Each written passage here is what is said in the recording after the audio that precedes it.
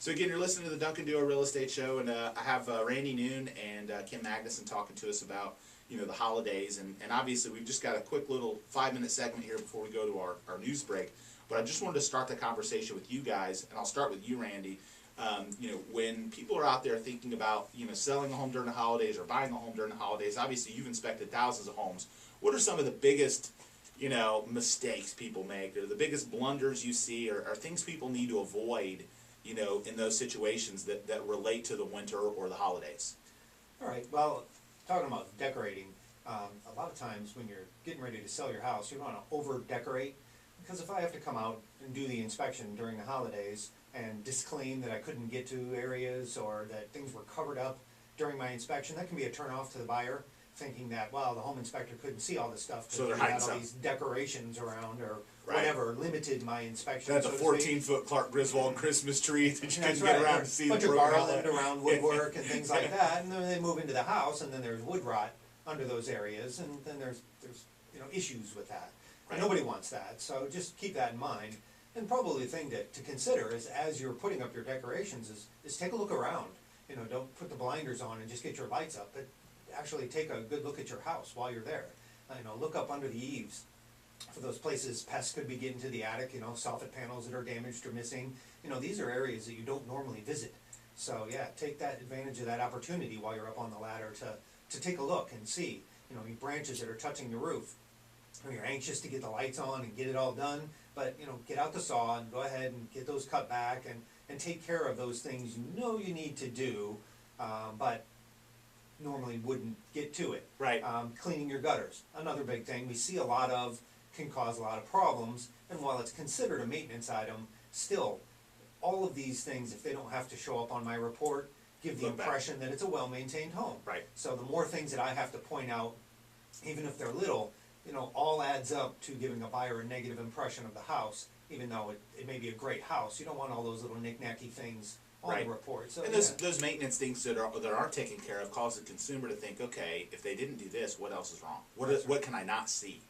What's in the attic? What's here? What about the heating and cooling systems? Some changes there, I would assume. We haven't had any cold at all. It's been 80 every day here, but obviously there are going to be some days where the temperature dips down and people crank up the furnace. I mean, what are some things to look for there, or pitfalls that sometimes happen this time of year? Really just changing the filters is the most important thing to remember doing every month, or depending on the type of filter you use, you might be able to get a few more months out of it. But just keeping that in mind, that as you switch over seasons, maybe it's time to go ahead and have a service guy come out and clean your coils, because even with the best filter maintenance, some dirt always gets by the filter and gets on the coils inside the unit, and so that builds up, restricts airflow.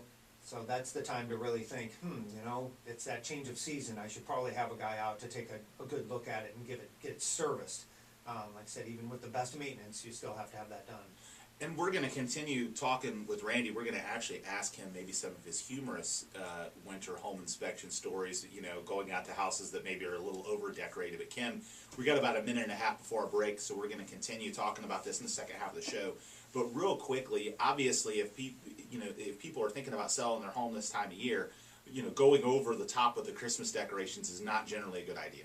No, it's not. Staging really can help sell a home, and it brings a lot of value to the home.